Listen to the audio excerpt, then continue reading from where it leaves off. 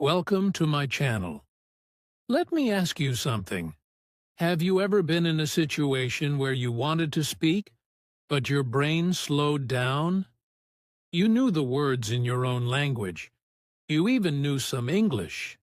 But when it was time to talk, nothing came out. The moment passed, and you felt nervous or embarrassed. I know this feeling very well. I faced it too. I studied grammar. I memorized words. I filled notebooks with rules. But when it was time to speak, I often froze. The real problem was not grammar. The real problem was not vocabulary. The real problem was that I was still thinking in my own language. So, let me ask another question. What if you could stop translating in your head? What if you could think directly in English, just like native speakers do? No more long pauses. No more losing confidence. No more silence when you want to speak. Today, I will show you how to do exactly that. And the best part is, the steps are very simple. You don't need to spend long hours with grammar books. You don't need to memorize boring word lists. You only need to train your brain in small ways each day. By the end of this lesson, you will already know how to switch your mind into English thinking mode. And once you start, speaking will feel more natural, faster, and smoother. So stay with me until the end. Each chapter will give you a clear step. These are the same steps that worked for me and for many students I have taught. If they can do it, you can too. Chapter 1. Why we struggle to think in English. Before we can fix the problem, we must see it clearly. Let me tell you why so many learners feel stuck when speaking. Many learners know English words. Many learners study grammar. They spend hours with books. They watch lessons. They pass tests. On paper they look good. But when they speak, it feels slow. Why does this happen? The answer is simple. Most people think in their own language first. Then they try to change it into English. This takes time. It makes the brain heavy. The words come out late. By then, the conversation has already moved forward. I know this feeling very well. When I was learning, I did the same thing. I heard a question. I first thought of the answer in my own language. Then I tried to change it into English. But when I opened my mouth, the words did not sound right. I felt nervous. I felt embarrassed. I often stayed quiet. This habit is very common. Many students told me, I know the words, but I cannot speak fast. I always smile because I understand. I was in the same place. I also felt stuck. Truth is, the brain cannot work fast when it translates every sentence. It is like running with heavy shoes. Each step feels slow. But when we train the brain to think directly in English, everything feels lighter. Sentences flow faster. Speaking feels natural. I want you to remember something. If you feel slow, it does not mean you are weak. It does not mean you cannot speak English. It only means your brain is still using the old method. And like any habit, it can be changed. I changed it. My students changed it. And you can change it too. The first step is to see the problem clearly. The problem is not you. The problem is the method. Once we fix the method, your English will feel much stronger. This is why the next steps are so important. They will show you how to train your brain to think in English. With practice, you will feel the difference. Bit by bit, speaking will not feel heavy. It will feel simple, and you will feel more confident every day. Step 1. Naming objects around you. Now that we understand the problem, we need to take the first step to solve it. The best way is to start small, with things we can see around us. The first step is very simple. I look around me. I see things. I say their names in English. For example, I look at my table. I say, "This is a table." I look at my chair. I say, "This is a chair." I look at my phone. I say, "This is a phone." I do this with many things. I see a window. I say, "Window." I see a cup. I say, "Cup." I see a pen. I say, "Pen." It looks easy, but it works very well. When I started, I did this every day. I walked into my room. I touched objects. I said their names. At first, it felt funny, but soon, it felt normal. Let us try together. I say, table. Repeat, table. Again, table. I say, chair. Repeat, chair. Again, chair. Now I say, phone. Repeat, phone. Again, phone. This simple habit trains the brain. Slowly, the brain connects objects to English words. No need to translate. When I see a chair, I think chair. Not the word in my old language. Just chair. At first, I used only one word. Then I added small phrases. I looked at the table and said, "This is a table." I looked at the door and said, "This is a door."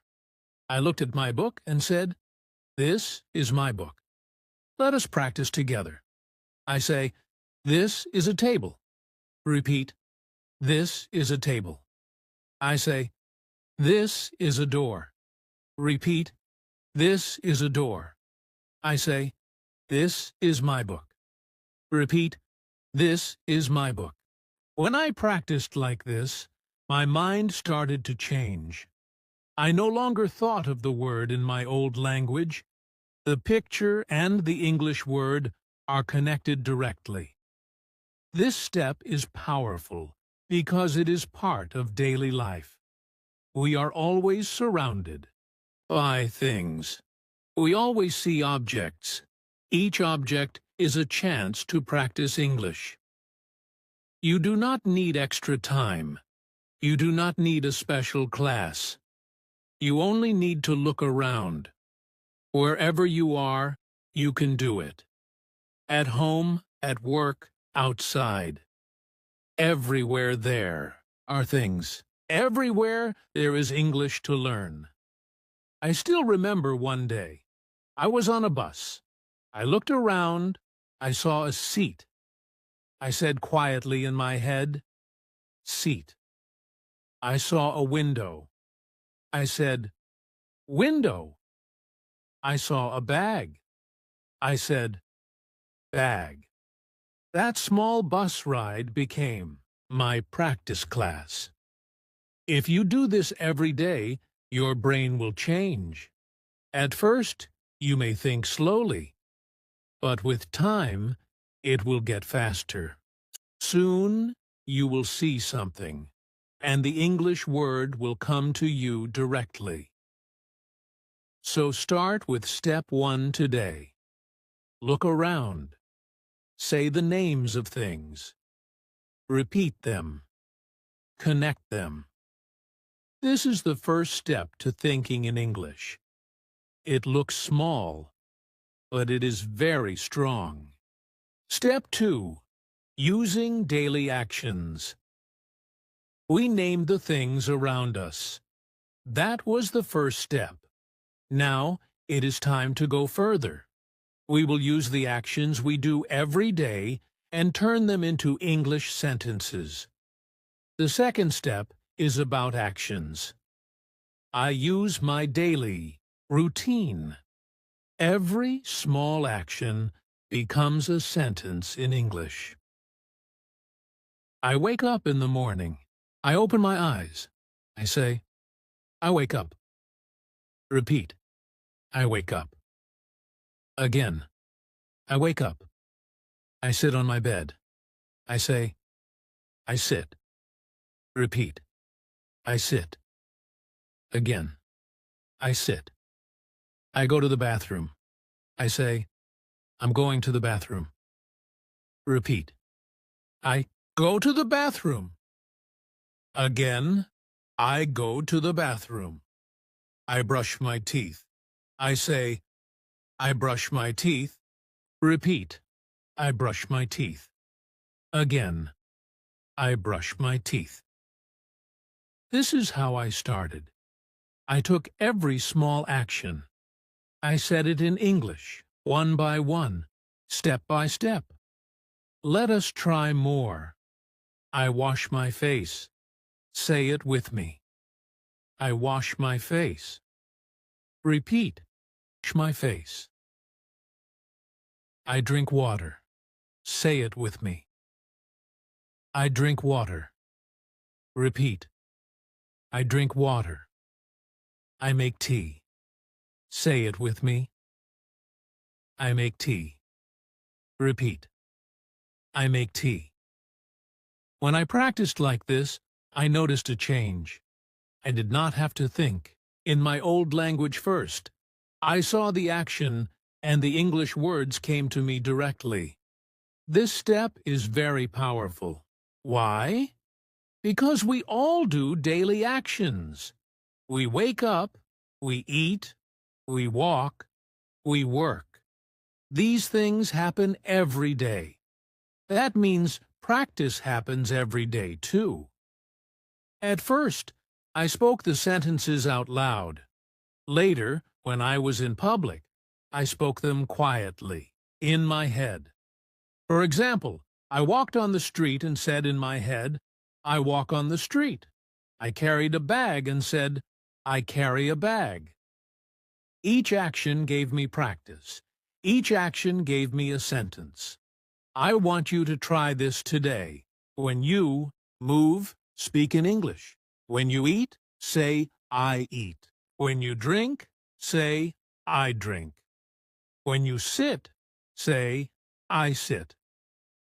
Every action can become English. You do not need a book. You do not need special time. Your day is your practice. When I made this a habit, my thinking changed. My day was full of English sentences. My brain started to use English without effort. So remember this. Every action is not just an action. Every action is also a chance to practice. Every action is a sentence. And the more sentences you say, the faster you will think in English. Step 3. Expanding to descriptions. Objects and actions are a strong start, but the next step takes it further. Now we move into adding details with simple descriptions. After naming objects and actions, I added more detail. I started to describe things.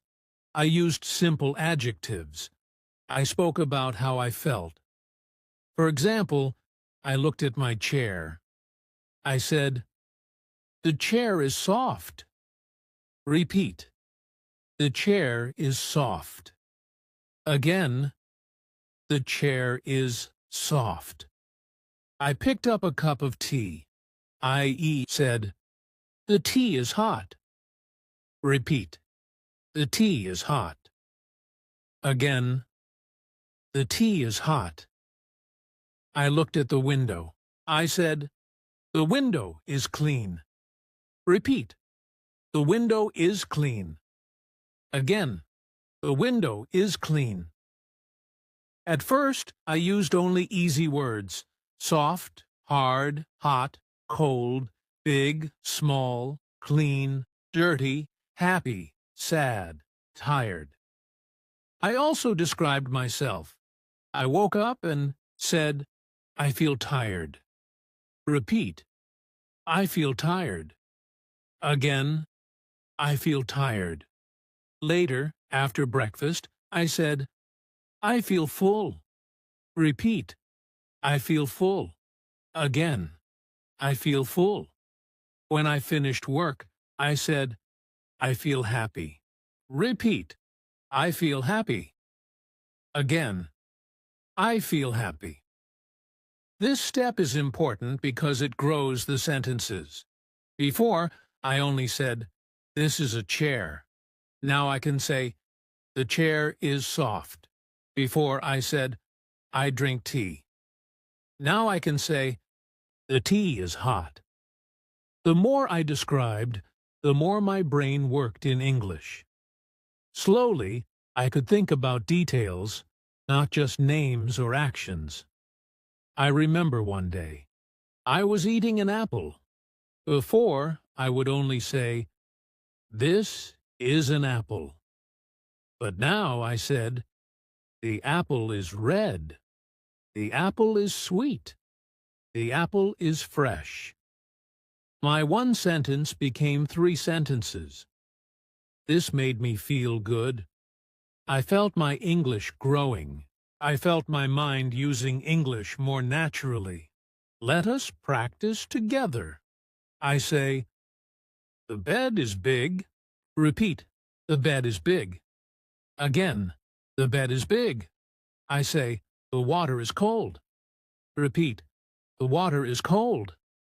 Again, the water is cold. I say, I feel sleepy. Repeat, I feel sleepy. Again, I feel sleepy. Descriptions help because they make the language alive. You are not only naming, you are talking about quality, about feeling, about condition. When I made this a habit, I noticed my English thoughts became longer. I was not only saying, I sit. I was saying, I sit on a soft chair. I was not only saying, I drink tea. I was saying, I drink hot tea. This change may look small, but it makes your brain work faster in English. It connects more words. It makes your sentences stronger. So remember this step. Do not stop at names. Do not stop at actions. Add a description. Add a feeling. Add a detail. Every chair can be soft or hard. Every drink can be hot or cold. Every moment can have a feeling. And every description helps you think more in English. Step 4. Practice with short stories. We used single words and short sentences before. Now, it is time to connect them so the brain can think in longer flows.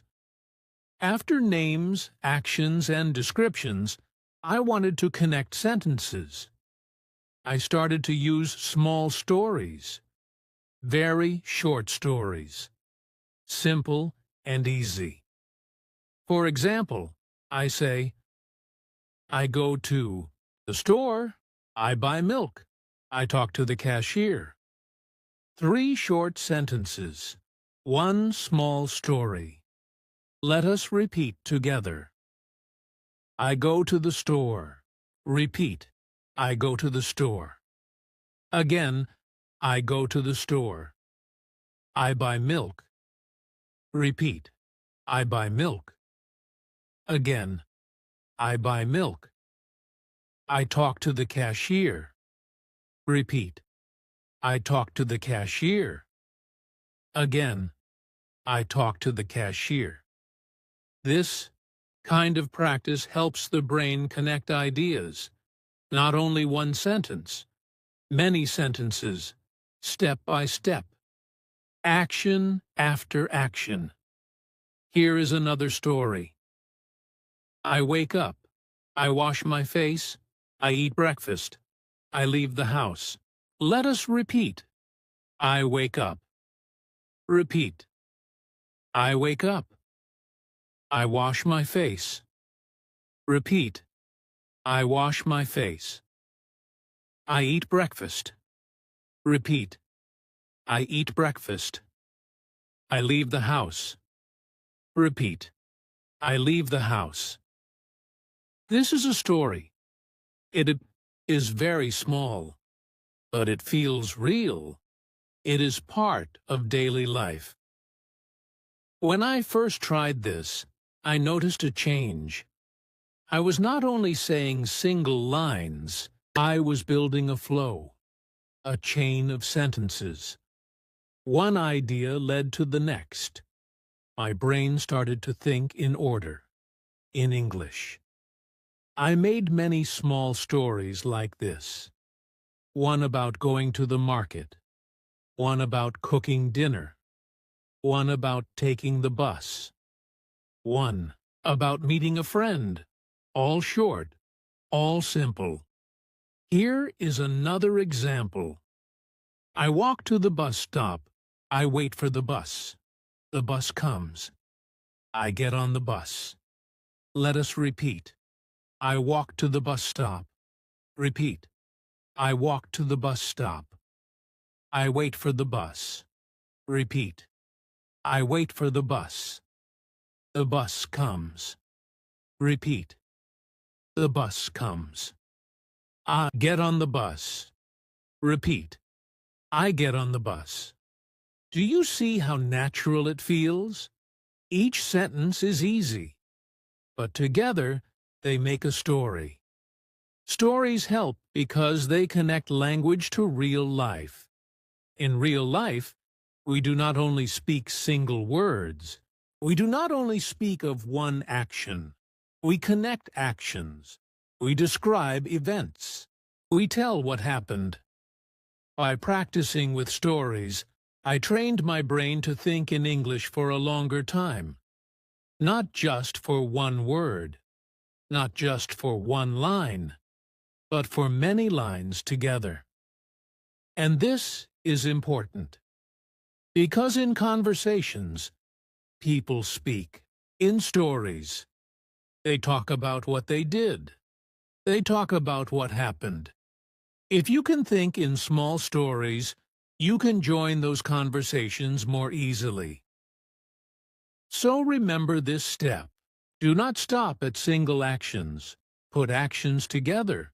Make small stories. Keep them simple. Keep them short. But tell them in English. Every short story is a practice. Every short story makes your English flow. Step 5. Real conversations in mind. Short. Stories are good practice, but real life is full of dialogue. That is why the next step is to practice conversations, even if they start only in the mind. This step is to practice conversations, not real ones first. Only in my head. I make small dialogues. I speak both parts. I ask. I answer. For example, I walk into a cafe. I say in my head, "Good morning." The cashier answers, "Good morning. What would you like?" I say, "One coffee, please." The cashier says, "Sure. Anything else?" I say, "No, thank you." The cashier says, "Here is your coffee." I say, "Thank you." This is a simple conversation, but when I practice it, I feel ready for real life. Let us try it together. I say, "Good morning." Repeat, "Good morning." I say, "One coffee, please." Repeat, "One coffee, please." I say, "Thank you." Repeat, "Thank you." This is how I trained my mind. I created many small conversations in my head about shopping, about travel, about meeting friends. Here is another example. I meet a friend. I say, "Hi, how are you?" My friend says, "I'm good. How are you?" I say, "I'm fine. Thank you." My friend says, "Do you want to walk?" I say, "Yes, let's go." Repeat after me. Hi, how are you? Repeat. Hi, how are you? I'm fine, thank you. Repeat. I'm fine, thank you. Yes, let's go. Repeat. Yes, let's go. These conversations are short, but they feel real. And that is the point. When I was a learner, I did this a lot. On the bus, I practiced a shop conversation in my head. At night, I practiced a travel conversation. This gave me two benefits. First, I used English words more often. Second, I felt more confident. When real conversations came, they did not shock me. I already practiced them in my mind. This step is very powerful. You do not need a partner. You do not need a class. You only need your own voice in your head. Let us do one more. At a restaurant, I say, "Hello, can I see the menu?" Waiter says, "Here you are." I say, "Thank you. Can I have rice and chicken, please?" Waiter says, "Sure. Would you like a drink?" I say, "Yes, water, please." Waiter says, "Okay. One rice, chicken, and water." I say, "Yes, thank you." Now repeat some lines with me. Hello, can I see the menu? Repeat. Hello, can I see the menu? Can I have rice and chicken, please? Repeat. Can I have rice and chicken, please? Yes, water, please. Repeat. Yes, water, please. This is how I keep my brain active in English. Short talks, simple talks, practice in my head. The more I did it, the more natural it became. And when real people spoke to me, I was ready. My mind has already been practiced. My words came faster. So remember this step. Do not wait for the real moment. Make the moment in your head. Speak to both sides. Play both roles. That is how conversations start to feel easy in English. Step 6. Emotional thinking. After practicing conversations, I realized something was missing. Words felt flat without feelings. That is why I started adding emotions. The next step is about feelings. Emotions are very important in language. They make English sound real. They make English feel alive. I remember one day. I wanted to speak, but I felt shy. I said quietly, "I am nervous." Repeat. I am nervous. Again. I am nervous. Another time I was waiting for a friend. I felt excited. I said, "I am excited." Repeat. I am excited. Again. I am excited. One evening, I was tired after work. I said, "I feel tired." Repeat. I feel tired. Again. I feel tired. These sentences are very simple, but they are powerful. Why? Because they connect English with how we feel inside. When I started to use emotions, my English changed. Before, I only said actions. I said, "I walk." I said, "I eat." I said, "I sit." But then I added feelings. I said, "I walk," and I feel happy. I said, "I eat," and I feel full. I said, "I sit," and I feel relaxed. Let us practice more. I am happy. Repeat. I am happy. I feel sad. Repeat. I feel sad. I am angry. Repeat. I am angry. I feel shy. Repeat. I feel shy. These words are short, but they are close to real life. Because in daily life, we often talk about how we feel. I remember a student who always stayed quiet. One day I asked, "Why are you quiet?" He answered, "Because I feel nervous." That simple line was the start of his English journey. From then on, he learned to share more feelings. When we connect emotions to English, the brain remembers better. Feelings are strong. They stay in our minds. So when we use English to speak about them, the language also stays. Here is a small story with feelings. I wake up. I feel sleepy.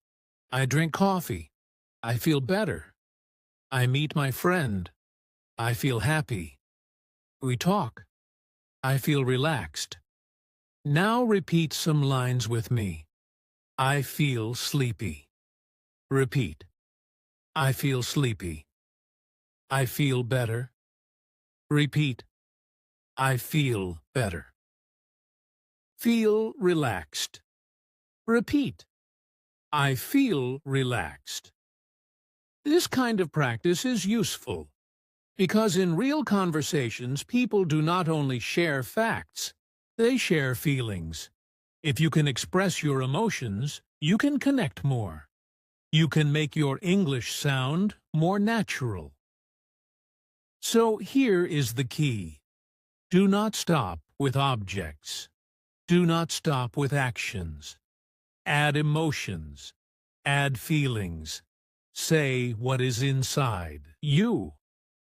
When you are nervous, say, I am nervous. When you are happy, say, I am happy. When you are excited, say, I am excited. This step will make your English stronger, not only in words, but also in life. Step 7. Thinking in English at public places. Once emotions are connected to words, the next natural space is the outside world. Public places create new chances to think in English. The next step is to practice English outside. I train my mind when I am at the airport, in a restaurant, or waiting at a bus stop.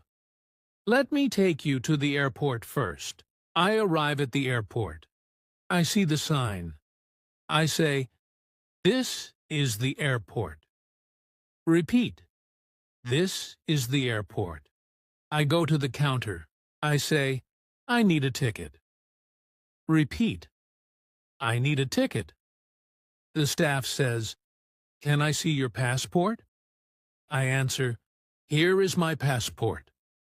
Repeat. Here is my passport.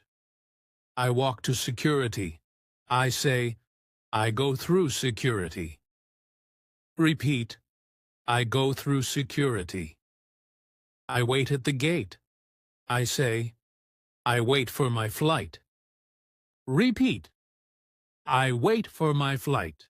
This is how I train at the airport. I connect every step with simple English.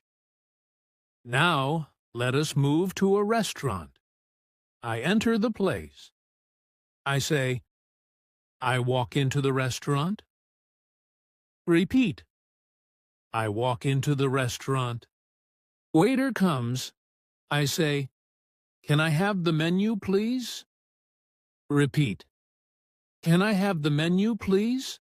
The waiter gives it. I say, thank you. Repeat. Thank you. I choose food. I say, I want rice and chicken. Repeat. I want rice and chicken. Later I say, can I have the bill, please? Repeat. Can I have the bill, please? This way, a simple meal becomes practice. Now, let us go to the bus stop. I arrive there. I say, I wait at the bus stop. Repeat, I wait at the bus stop. The bus comes. I say, the bus is here. Repeat, the bus is here. I get on. I say, I get on the bus. Repeat, I get on the bus. I pay the driver. I say, here is the fare. Repeat, here is the fare. I sit down. I say, I sit on the bus. Repeat, I sit on the bus. These are very small lines, but they are real. They are part of life. When I started to practice in public places, my brain worked faster. Every sign, every sound, every person gave me a chance to think in English. The airport gave me travel words. The restaurant gave me food words. The bus stop gave me travel phrases. This is why this step is important. It connects English with the real world. It makes practice natural. You do not need to speak loudly. You can say it in your head. You can whisper. The key is to link each action with English words. So, next time you are outside, try it. At the airport, take the steps. At the restaurant, say the orders. At the bus stop, say the actions. Step 8. Quick response practice. After practicing in public places, the focus moves to speed. Quick answers train the mind to react without delay. The next step is about speed. Quick response practice. Fast answers. No long thinking. No translation. Someone says, hello. I answer fast. Hello. Repeat. Hello. Again. Hello. Someone says, how are you? I answer, I'm fine, thank you. Repeat, I'm fine, thank you.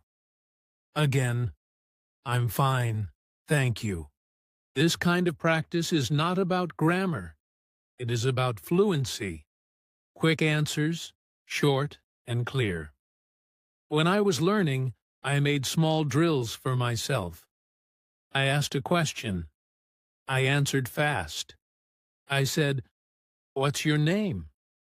My name is Sam. What's your job?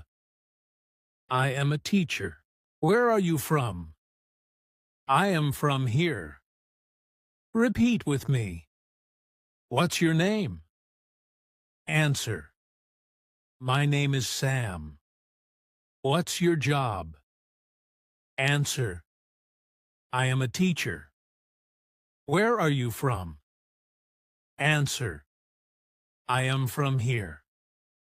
I practiced like this again and again. Not to be perfect, only to be fast. Because in real life, speed is important. People do not wait forever. If I answer too slowly, I feel nervous. But if I answer fast, even with simple words, I feel confident. Here is another drill. Someone says, do you like coffee? I answer, yes, I like coffee.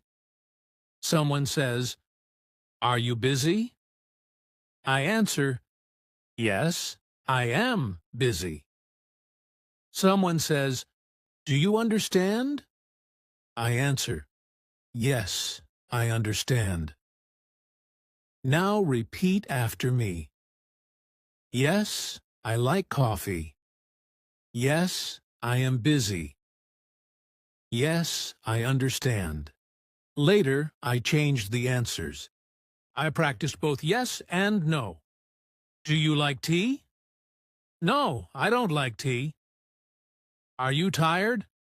No, I'm not tired. Do you understand? No, I don't understand.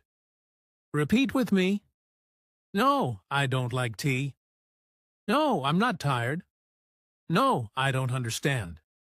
This step trains the brain for real talk. Quick question. Quick answer. No stress. No translation. I remember one time, a person asked me on the street, "What time is it?"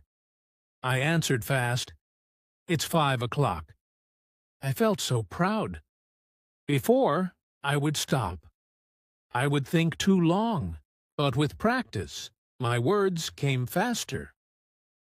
So here is my advice. Do not wait for real people only. Make your own quick drills. Ask yourself simple questions. Answer them fast. Repeat many times.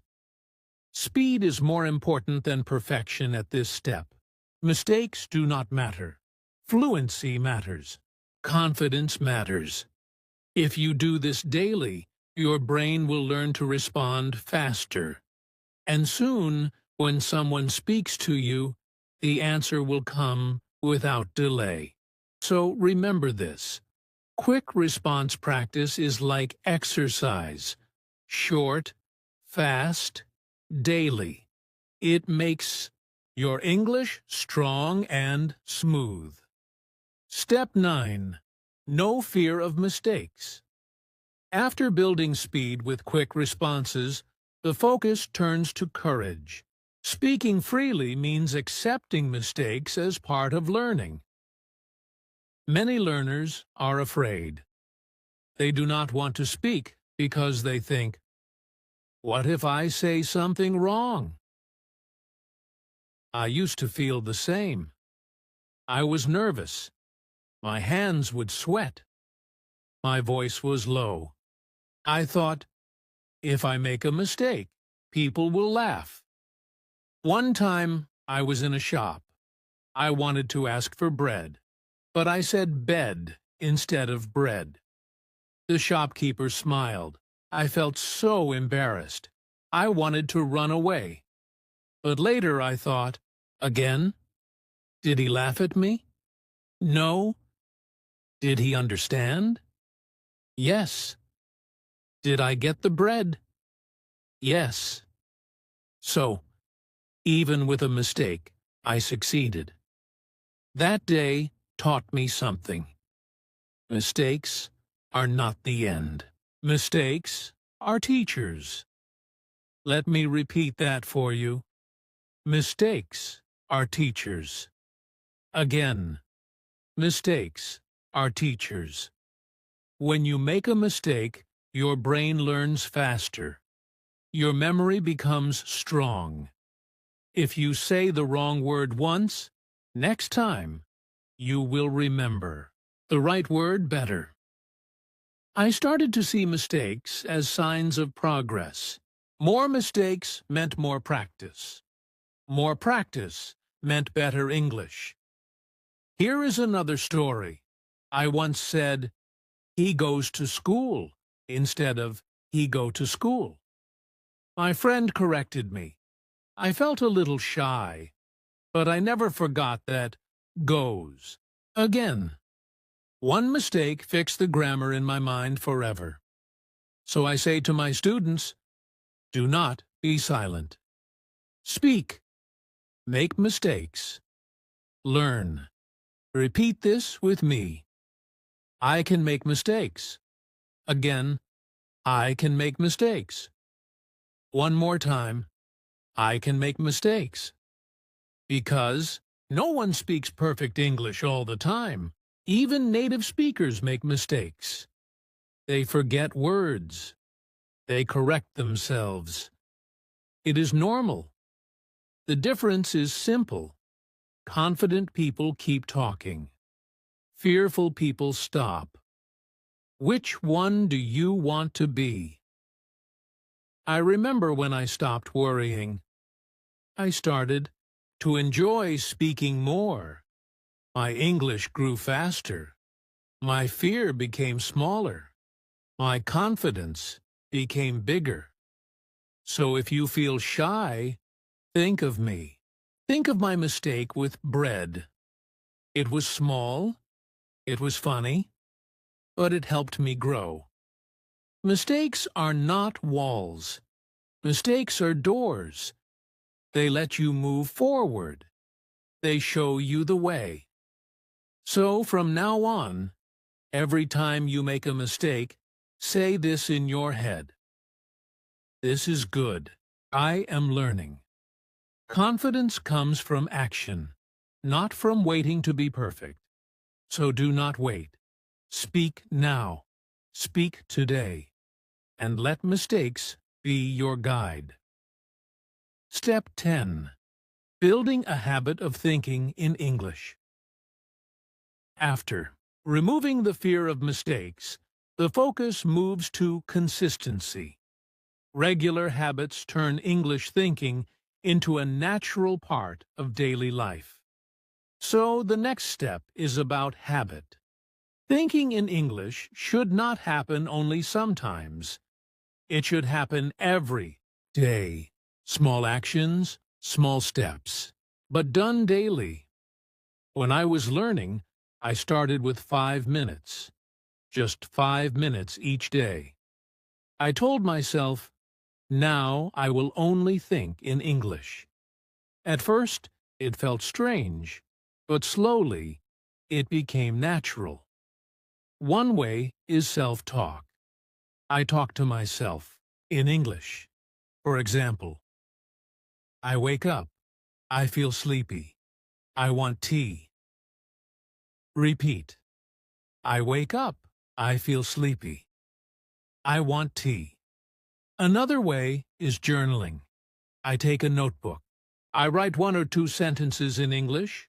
Not long, not perfect, just daily writing. I went to the park today. The weather was good. Next day, I cooked rice. It tasted nice.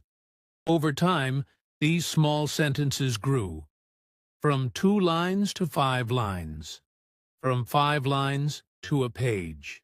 Writing became a habit. Repeat after me. Small steps every day. Again. Small steps every day. I also used habits in daily tasks. For example, when walking, I named what I saw in English. I see a car, I see a tree, I see a man. This became automatic. My mind started to think faster. Habits are powerful because they do not require a big effort. If you make English a habit, you do not fight with yourself. It becomes normal. At night, before sleeping, I used to review my day in English. I closed my eyes and thought, I woke up late. I went to class. I ate lunch with a friend. I felt happy. This was like a movie in my head, but with English words. These daily habits trained my brain. Soon, I did not need to force myself. English came by itself. The key is not time. The key is regularity. Even 5 minutes every day is better than 1 hour once a week. So, my advice is, choose one small habit today. Self-talk, or journaling, or night review. Keep it simple. Keep it daily. Repeat this with me. Every day I practice. Again, every day I practice. I promise, if you keep this habit, you will see change. Your sentences will grow. Your confidence will rise. And thinking in English will not feel like work anymore. It will feel like part of your life. This is the power of habit. Small actions. Daily. They build a strong English mind. Step 11. immersing in an English environment. Once the habit is built, the next focus is on surroundings. The more English fills the environment, the faster the mind starts thinking in it. What we hear, what we see, what we repeat. When I was learning, I surrounded myself with English. I listened to English songs. I watched movies. I repeated lines. At first, I did not understand everything, but I kept listening. Slowly, my ears got used to the sounds.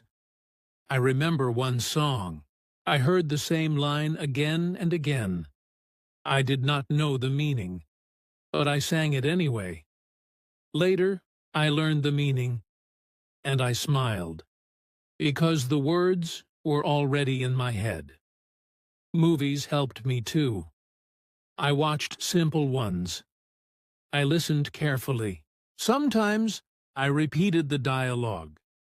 For example, "Hello, how are you?" "I'm fine, thank you." Repeat with me. "Hello, how are you?"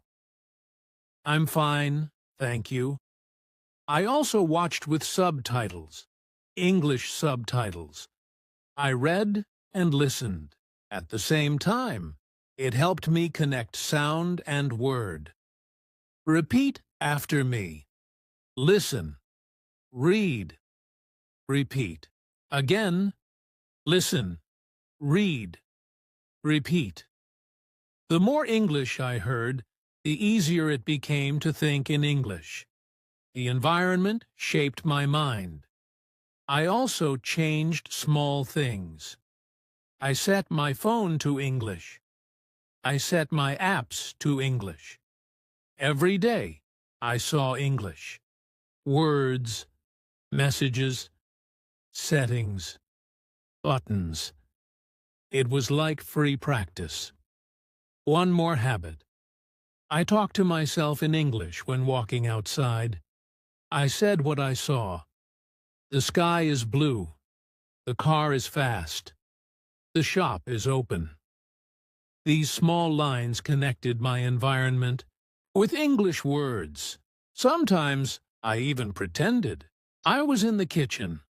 I acted like I was on a cooking show. I spoke in English. Now I cut the onion. Now I add salt. It was fun. It made English alive. I also listened to podcasts, short ones, easy topics, 10 minutes a day, while cleaning or walking. My brain kept hearing English. The truth is simple. The more English I put around me, the more English I thought. So here is my advice. Create your English world. Change your phone. Listen to music. Watch movies. Repeat lines. Read signs in English. Repeat with me. English is all around me. Again, English is all around me. If you do this, your brain will start to prefer English. Thinking in English will not feel forced. It will feel natural. Environment shapes thinking. If your environment is full of English, your thoughts will also be in English. That is the secret of this step. Surround yourself with English every day, and soon English will surround your mind.